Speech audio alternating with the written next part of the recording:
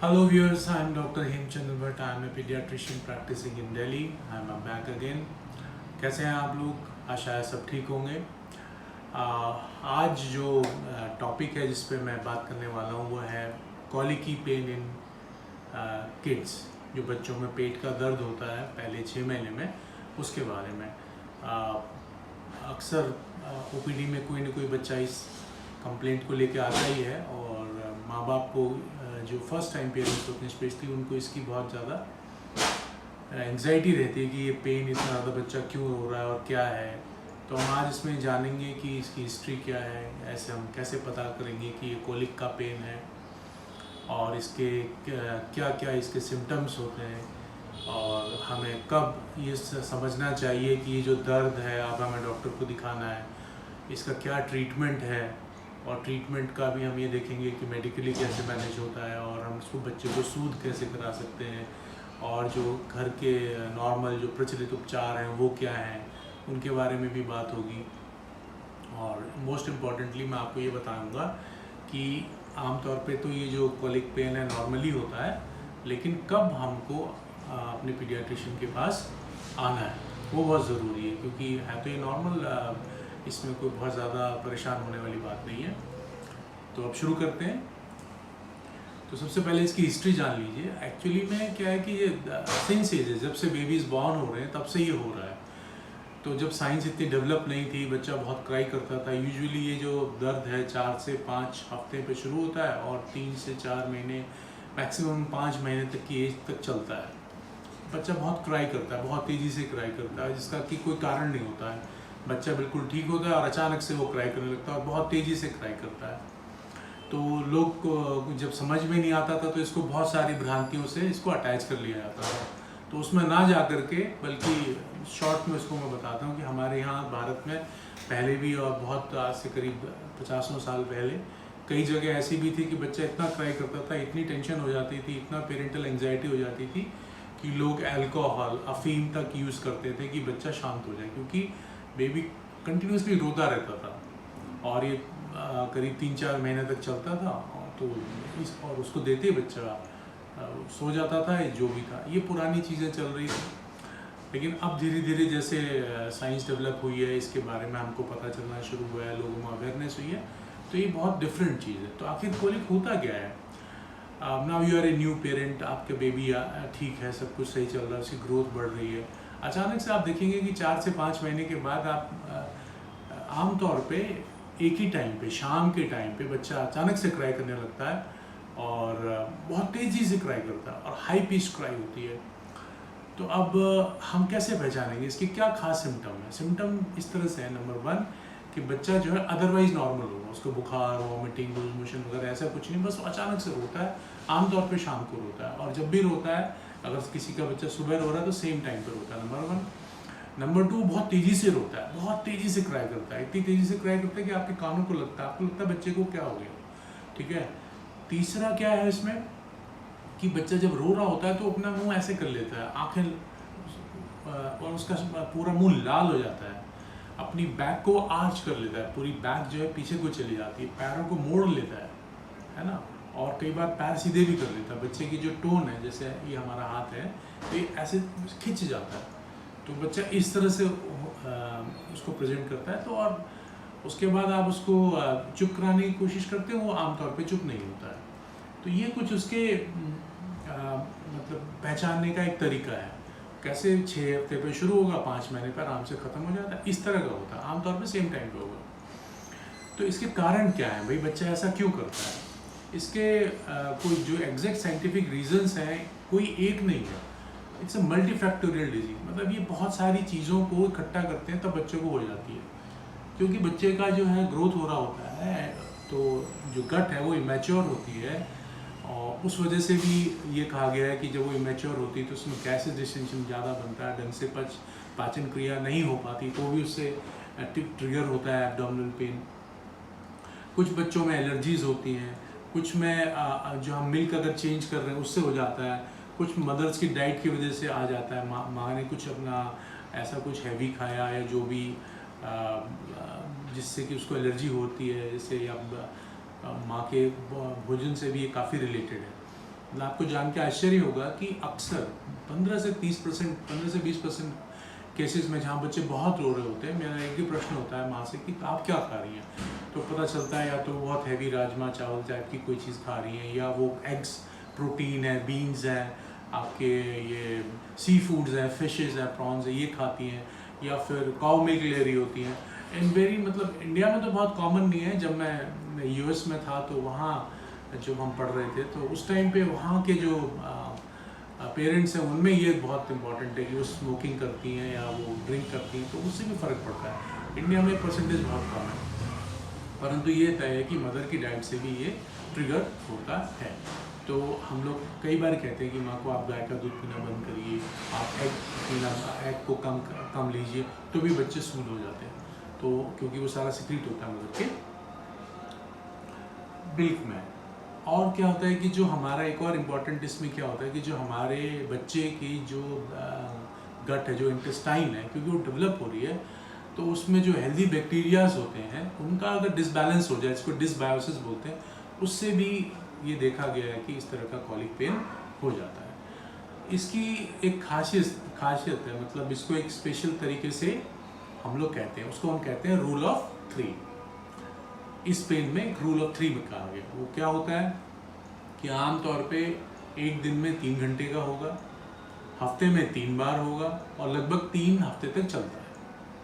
तो अगर इस तरह का पैटर्न है तो इसको हम कॉलिकी एब्डोमेन कहते हैं और बहुत तेज़ी से बच्चा रोता है। जब हमने ये पता कर लिया कि ये बच्चे को कॉलिक एब्डोमेन है, तो अब हमें ये देखना है कि हम इसमें करना क्या है, हम इसमें क्या करें कि किस तरह से इसको हमको टैकल करना है। इसमें एक और चीज़ देखी गई कि जो टमी होती है बच्चे की जब रो रहा होता है तो काफ़ी फूल जाती है, बहुत ज़्यादा हो जाता है।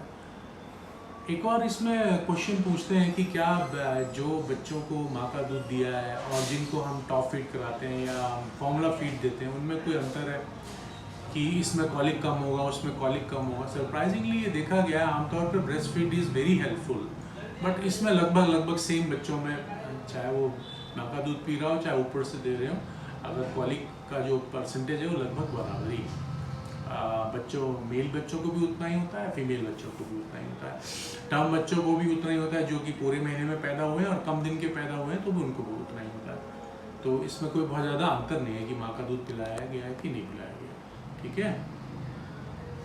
तो अब आते हैं कि इसका जो ट्रीटमेंट है, इसके ट्रीटमेंट में 2 आयाम है, 2 तरह से इसको देखते हैं हम लोग पीडियाट्रिशियन। ये नहीं कि किसी बच्चा ही, हम एक तो बच्चों को सूद कराने की कोशिश करते हैं, दूसरा पेरेंटल काउंसलिंग भी करते हैं, क्योंकि माँ बाप बहुत परेशान हो जाते हैं, बच्चा कंटिन्यूसली रोए जा रहा है, उनकी दिनचर्या में भी बहुत फ़र्क पड़ता है, कई लोगों को साइकोलॉजिकल प्रॉब्लम भी हो जाती है कि अब हम करें क्या।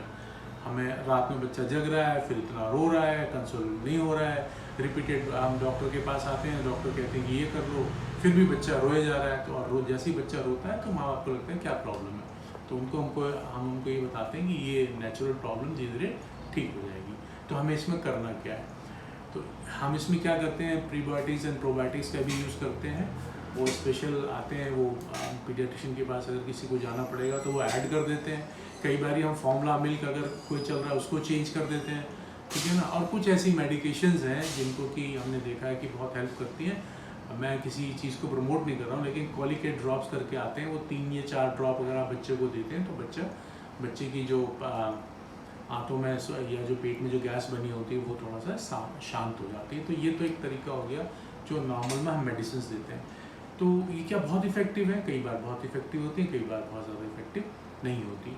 तो और क्या तरीके से हम कर सकते हैं, देखिए घरेलू उपचार में से बहुत पूछे जाते हैं, और जो मेरी 20-25 साल की प्रैक्टिस है उसमें मैंने देखा है कि कुछ घरेलू उपचार भी बहुत काम करते हैं, चाहे वो साइंस में हो या ना हो। है सौंफ का पानी, अगर आप साफ सी सौंफ आप ले लीजिए 1 चम्मच, उसको हल्के से पानी में उबाल लीजिए, थोड़ा चीनी डाल दीजिए, अगर उसके कुछ ड्रॉप्स बच्चों को दिए जाएँ तो भी बच्चा काफ़ी फ़र्क पड़ जाता है। ग्राइप वाटर का यूज़ जो है अब देखा गया है, क्योंकि उसमें से अल्कोहल हटा दिया गया है, वो देने से भी फ़र्क पड़ता है। कई माँ या उनके घर वाले लोग कहते हैं गुगली गुट्टी देने से फ़र्क पड़ता है। अगर इनको कभी कभी दे रहे हैं तो इनसे कोई बहुत ज़्यादा नुकसान नहीं होता।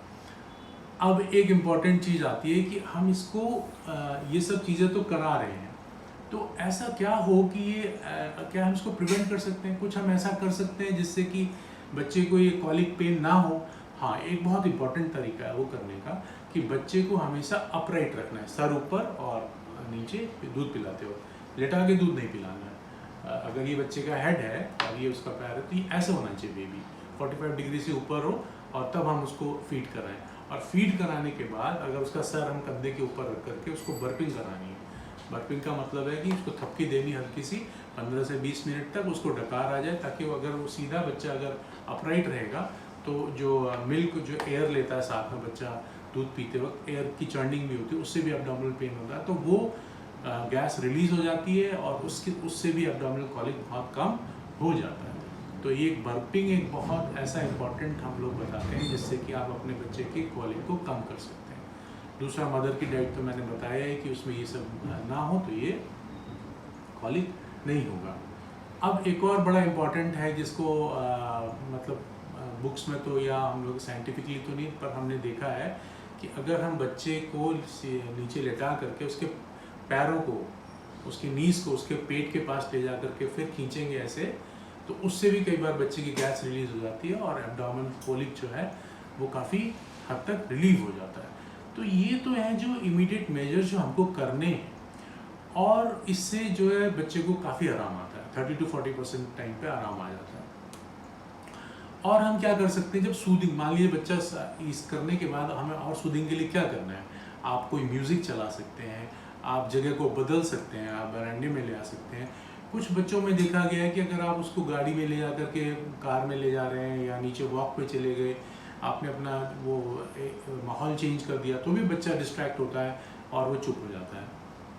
और जो छोटे से रॉकिंग चेयर्स होती है उसमें आप हल्के हल्के रॉक करेंगे तो भी बच्चा कॉलिक पेन में थोड़ा सा उससे उसको सूदिंग होता है। इनको हम सूदिंग मैन्यूवर्स कहते हैं। वो तो हमारी मेडिकेशन या डायरेक्ट हमने कर लिया। इस तरह से भी हम जब इस तरह के हम लोग अपने प्रयास करते हैं तो कॉलिक में बहुत फ़र्क पड़ता है।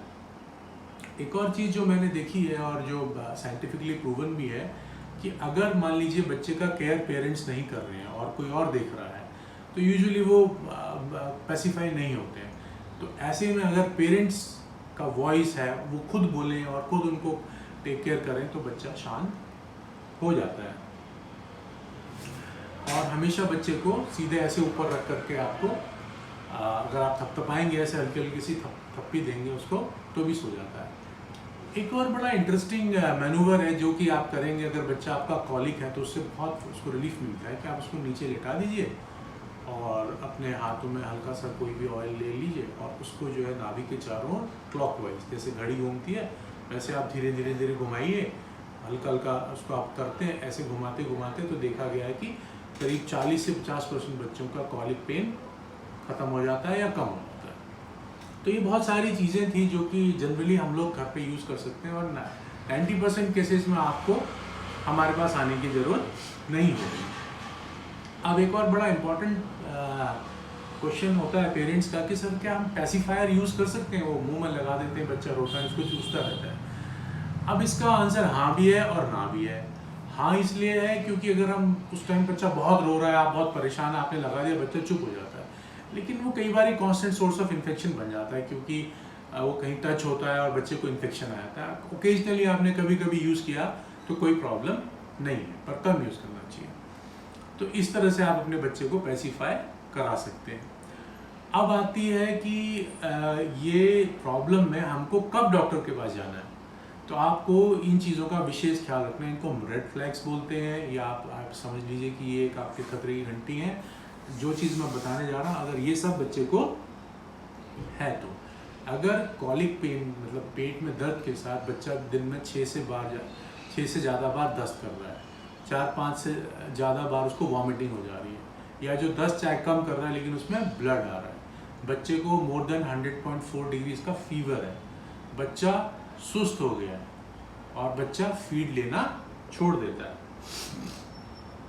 और साथ में एक बहुत इम्पॉर्टेंट चीज़ जो है कि जो मान लीजिए कि ये सब ठीक है लेकिन आपने देखा कि बच्चे का वेट जो है पूरे 4-5-6-7 दिन 8 दिन 10 दिन के बाद भी हमने लिया तो वेट गेन वो नहीं कर रहा और साथ में रो भी रहा है, तो भी आपको अपने डॉक्टर को दिखाना है कि भाई इसमें क्या प्रॉब्लम है। तो ये जो मोटा मोटा मैंने आपको बताया कि इन सब चीज़ों पर आपको ध्यान रखना है। इसमें 3 बड़ी इंपॉर्टेंट चीज़ें हैं कि बच्चे को फीवर आ जाए, बच्चे को उसके लूज मोशंस में आपको ब्लड दिखने लगे, ठीक है ना, और बच्चा दूध पीना कम कर दे। ये तो बहुत इंपॉर्टेंट है। अगर ये 3 कोई चीज़ें हो रही हैं तो आपको तुरंत अपने पीडियाट्रिशियन के पास जाना चाहिए।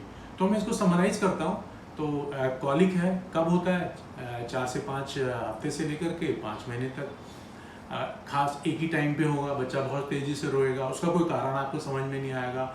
और आपको मेन 3 चीज़ों का क्या उपयोग करना है कि आपको ये देखना है कि उसको डकार दिलानी है, उसके पैरों को ऊपर नीचे करके आप उसकी गैस रिलीज करने में मदद करिए, और उसका मसाज भी आप कर सकते हैं। लोकल मेजर्स मैंने आपको बता दिए। दूसरा, इसमें घबराने वाली कोई बात नहीं है, बच्चों के लिए बहुत कोई खतरे की घंटी नहीं है। वो भी मैंने आपको बता ही दिया है कि कब आपको दिक्कत होनी चाहिए, आप अपने डॉक्टर के पास जाएंगे, वो आपको सोल्यूशन देंगे और नॉर्मली ये सेटल हो जाता है। तो parents don't worry, be patient. और अगर पेरेंट्स को भी तकलीफ हो रही है, उनको नींद नहीं आ रही, वो चिड़चिड़ापन होंगे, तो भी अपने डॉक्टर से मिलें। तो colic is not a problem कि जिसके लिए बहुत ज़्यादा हमें टेंशन लेनी चाहिए।